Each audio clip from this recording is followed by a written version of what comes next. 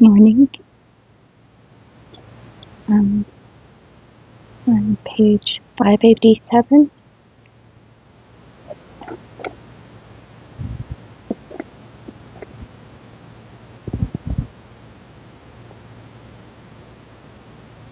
The economic life of the archipelago was also complicated by the fact that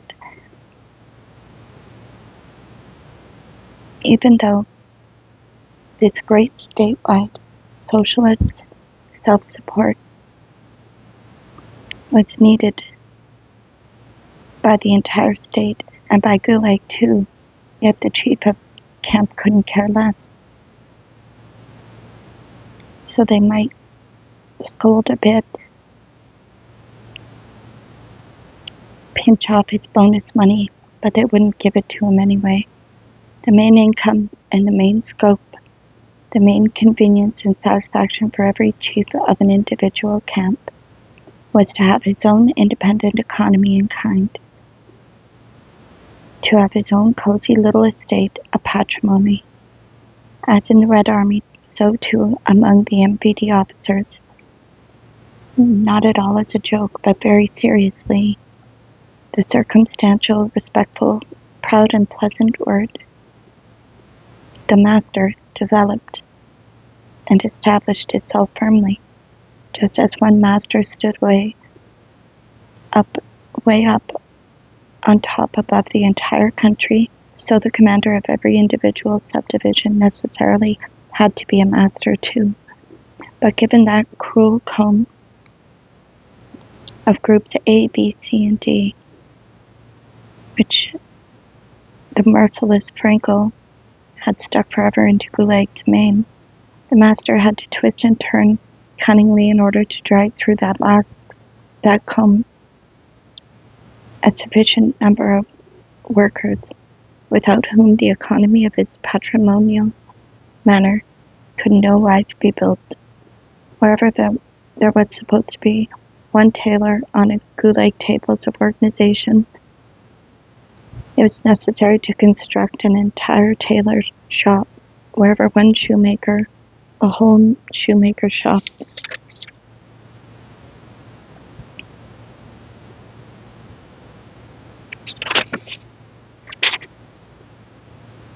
And how many other very useful kinds of craftsmen one would wish to have right on hand. Why, for example, should one not have hothouses and hothouse greens for the officer's table? Sometimes even a wise chief would set up a large auxiliary vegetable farm to feed vegetables over rations even to prisoners too. They would make it up for it in work. It was simply quite advantageous for the master himself, but where could he get the people? But there was a way out, to overload all those same prisoner sloggers and to deceive Gulag a little, and to cheat on the work a little too. For large-scale work inside camp, some construction project or other, all the prisoners would be compelled to work Sundays or evenings after their 10-hour work days. For regular work, they inflated the statistics on brigades leaving the camp. Workers remaining inside the camp were listed as going out of it with their brigades to work, and the brigadiers had to bring back from their percentage. In other words, part of the output stolen from the rest of the brigade members, who even so were not fulfilling the norms. The slogger worked harder and ate less, but the manor economy grew and strengthened, and the comrade officers had a less monotonous and pleasanter life.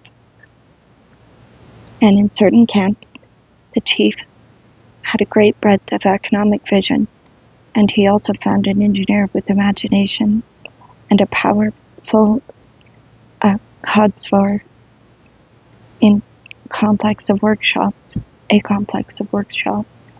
grew in the compound, even with official documentation after a while, even with unconcealed staffs, and accepting industrial assignments for fulfillment.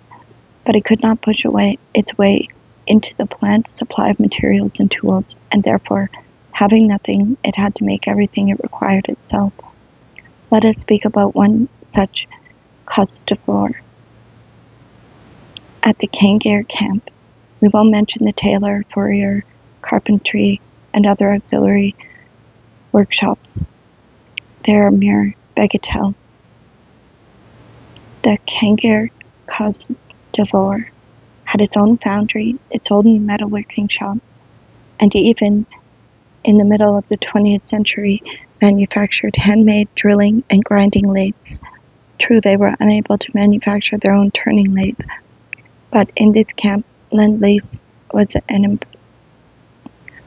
employed. A lathe was stolen in broad daylight from an industrial plant. Here's how it was arranged.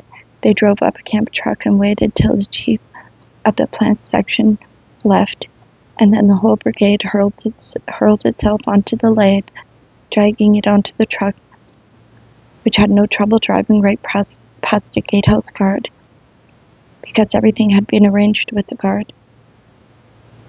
The guards battalion was also MVD, and then they drove the lathe right into the camp, and once in there, none of the Volnyashki had access to it, and that was that.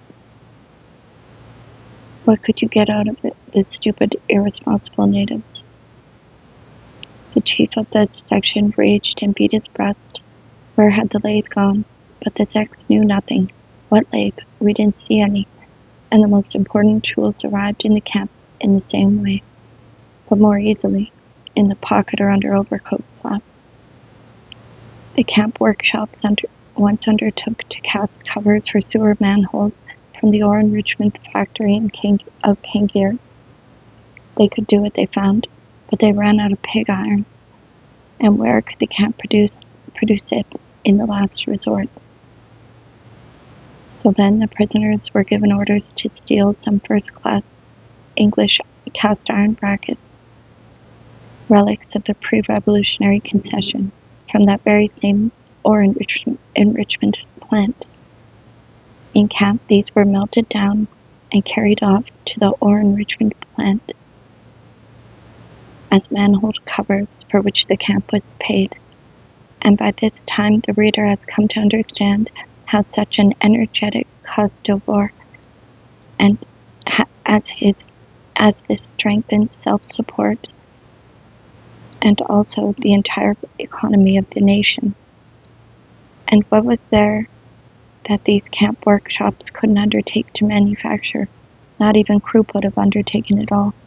They undertook to make large earthenware pipes for sewage disposal, a windmill, a chaff cutter, logs, water pumps to repair meat grinders, to sew transmission belts, to mend sterilizers for the hospital, to sharpen drills for trepanning the skull.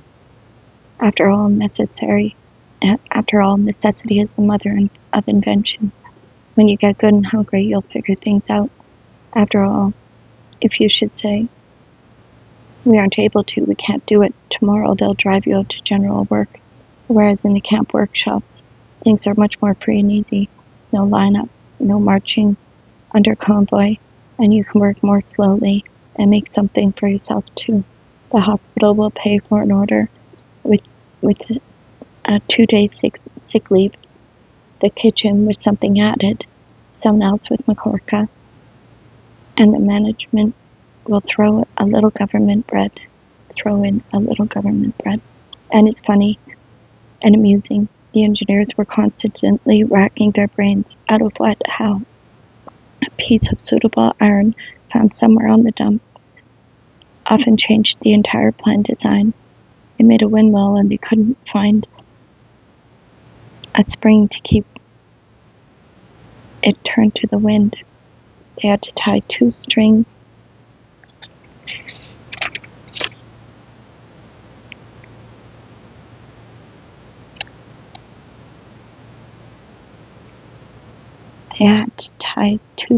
to it in order to, and give orders to 2 Czechs. When the wind changes, run and turn the mill with the 2 cords. And they made their own bricks too, with a metal wire.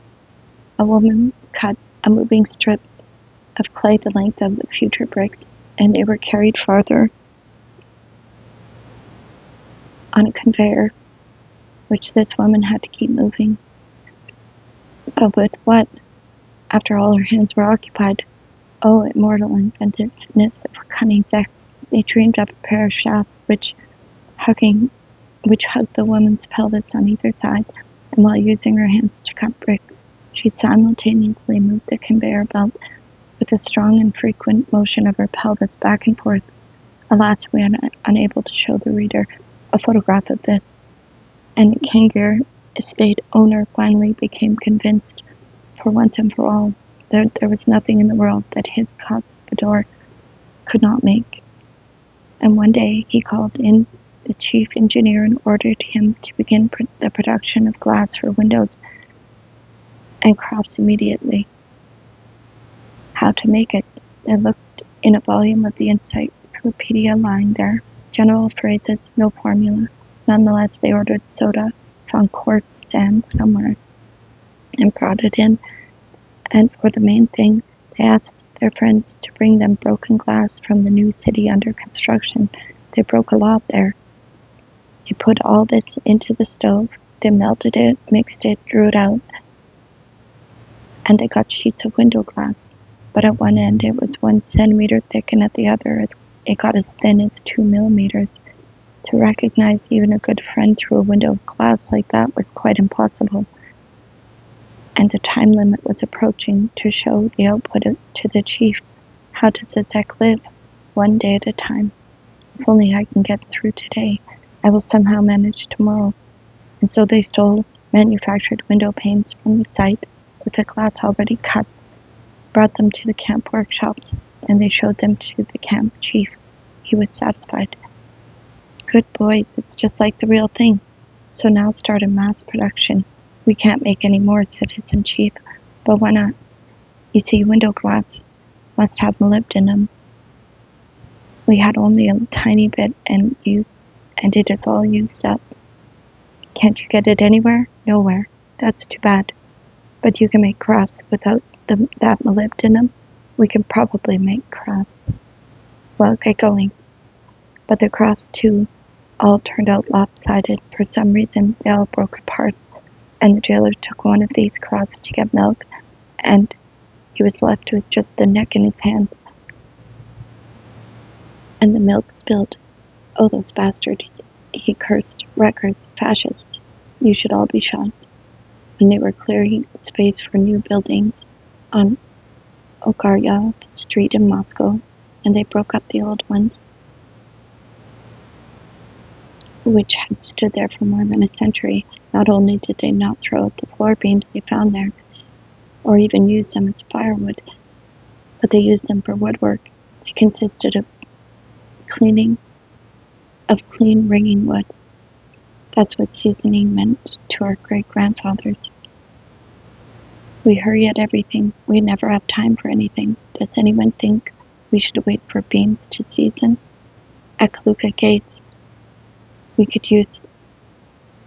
used to smear the beams with the latest antiseptics, and the beams rotted all the same, and fungi appeared on them, and so quickly, too, that even before the buildings were officially turned over, it was necessary to tear up the floors and replace the rafters as we went. Therefore, 100 years from now, everything that Zex built, in all probability the whole country as well, will not ring like those old beams from Ogaryev Street. That day when the USSR went with trumpets blaring, loosened into the heavens the first artificial Earth satellite.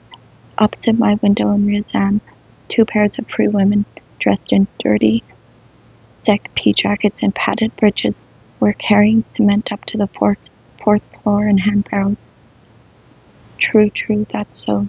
They will object, but what can you say? Nonetheless, it orbits, and that you cannot take away from it. The devil take it. It orbits. It would be appropriate to finish this chapter with a long list of the projects completed by the prisoners for at least a period from the beginning of the for Stalinist 5-year plan up to the time of Khrushchev, but I, of course, am not in a position to compile that list. I can only begin it, so that those desiring to make the necessary insertions can continue it. The Belomor Canal, 1932, the Moscow-Volga Canal, 36, Volga-Don Canal, 52.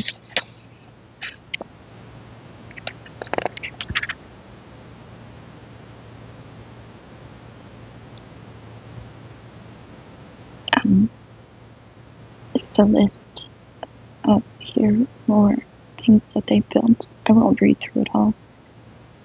It's probably 30 or so. Everything from hydroelectric stations to railroads to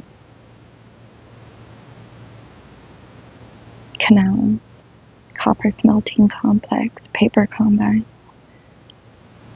chemical complex, whole cities out in northeastern Russia.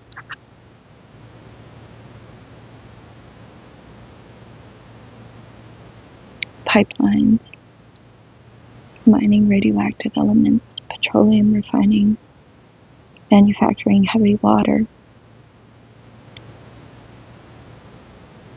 mining, lots of mining, timber cutting, all over. The most desolate place.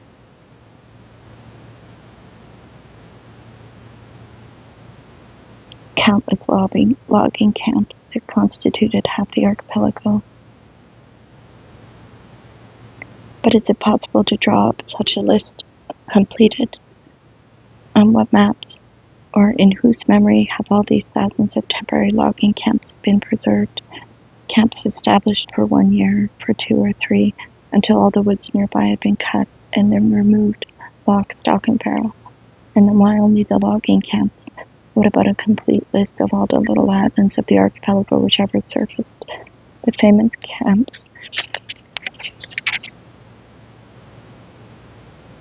lasting for decades, and the migratory camps following the line of a construction route, and powerful central prisons for long-termers, and transit camps made of tents and poles, and would anyone undertake to place on such a map all the preliminary detention cells in prisons in each city, or several in each,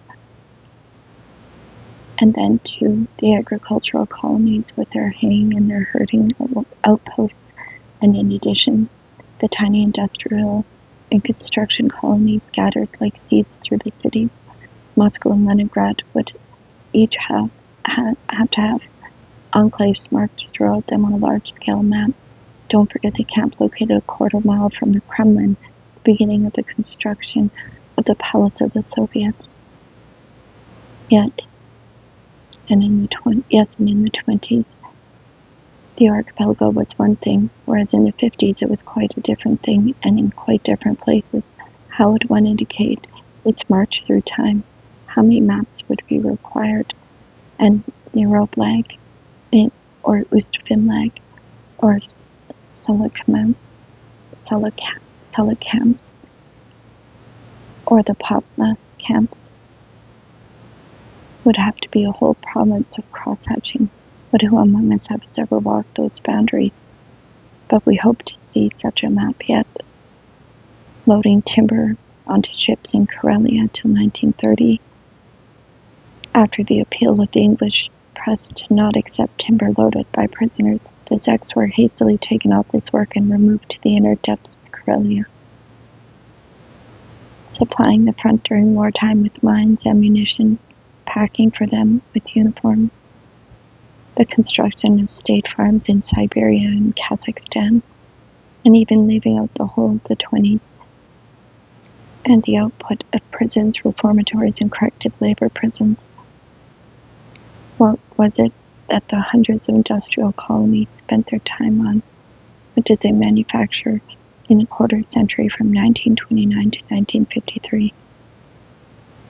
There was no decent city in the whole country that did not have them. And what did the hundreds and hundreds of agricultural colonies grow and harvest? It is indeed much easier to enumerate the occupations that prisoners never did have. The manufacture of sausages and confectionery goods. End of part 3. Part 4. Tomorrow. The soul and barbed wire. Behold, I show you a mystery. We shall not all sleep, but we shall all be changed. 1 Corinthians 15:51. So, part 4 tomorrow. Thank you for listening. Have a good day.